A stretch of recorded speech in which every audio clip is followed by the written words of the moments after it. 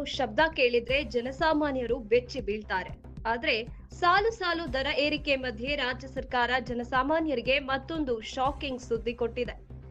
ಇಂದು ರಾಜ್ಯದಲ್ಲಿ ನಂದಿನಿ ಹಾಲಿನ ದರ ಪ್ರತಿ ಲೀಟರ್ಗೆ 4 ರೂಪಾಯಿ ಏರಿಕೆ ಮಾಡಲಾಗಿದೆ. ರಾಜ್ಯ ಸರ್ಕಾರ ತನ್ನ ನಿರ್ಧಾರವನ್ನ ಬಲವಾಗಿ ಸಮರ್ಥಿಸಿಕೊಂಡಿದೆ. ಸಚಿವ ಸಂಪುಟ ಸಭೆಯ ತೀರ್ಮಾನದ ಬಳಿಕ ಪಶುಸಂಗೋಪನಾ ಸಚಿವ ಕೆ ವೆಂಕಟೇಶ್ ಹಾಲಿನ ದರ ಏರಿಕೆ ಬಗ್ಗೆ ಮಾತನಾಡಿದ್ದಾರೆ. ಬಹಳ ದಿನಗಳಿಂದ ಹಾಲಿನ ದರ ಏರಿಕೆಯ ಒತ್ತಡ ಇತ್ತು.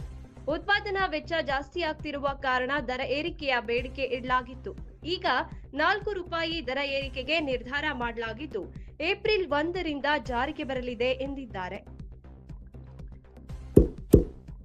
ಇಂತಹ ಇನ್ನಷ್ಟು ವಿಡಿಯೋಗಳಿಗಾಗಿ ಲೈಕ್ ಮಾಡಿ, ಫಾಲೋ ಮಾಡಿ, ಶೇರ್ ಮಾಡಿ.